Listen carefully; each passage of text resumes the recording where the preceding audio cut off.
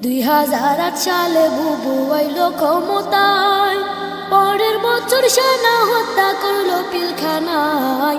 ভারত স্বামীর মন্ডক খাতে সেনা মারলো ভাই বন্ধুরে।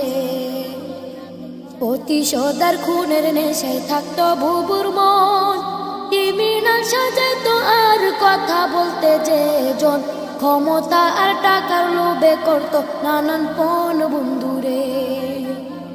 বিরোধিতা করবে যারা তারা রাজাকার, আলেমদেরকে মিথ্যা মামলায় দিত কারাগার। আয়নাগরের ছিল বুবু বড় এক সর্দার বন্ধুরে। 13 সালে হেফাজতের শাপলা আন্দোলনে রাতের অন্ধকারে বুবু করলো নির্যাতন। পুলিশ দিয়া করলো বুবু উলামা নিধন বন্ধুরে। গুলি